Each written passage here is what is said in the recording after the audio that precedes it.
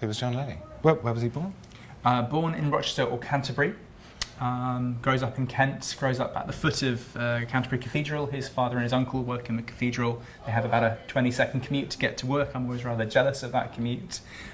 Becomes a best-selling novelist in his very earliest works, and then is headhunted to front a boys' company, state-of-the-art boys' company at St Paul's and at the Blackfriars Playhouses. So he works for the Earl of Oxford, and his plays are performed privately in the City of London at these indoor theatres, and then they're taken to court to be performed before Queen Elizabeth I.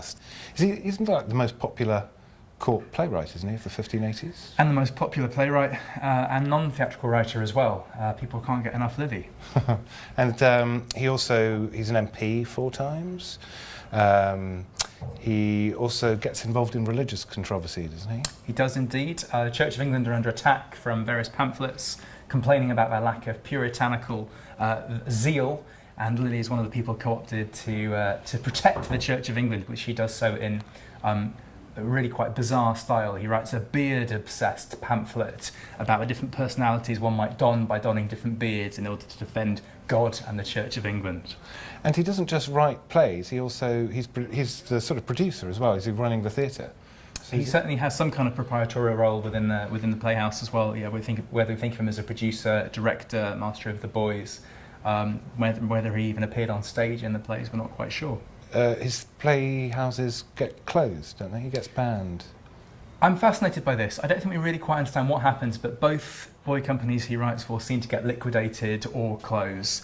Some of the material in his plays is pretty dicey. He's very interested in the Queen's sexuality in particular, and in women's sexuality more generally. And that may have something to do with what's happening with the history of his companies, both of which get closed down. And does he carry on, after his playhouses are closed down, does he carry on writing?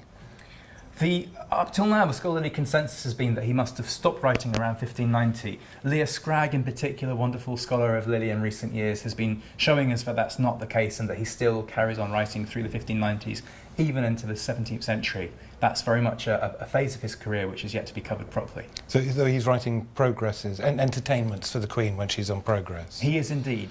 Or Lyly scholars are perhaps rediscovering. He was an esquire of the body to Elizabeth, but also to James, according to one legal document. Anyway, who cares about that? Is that enough?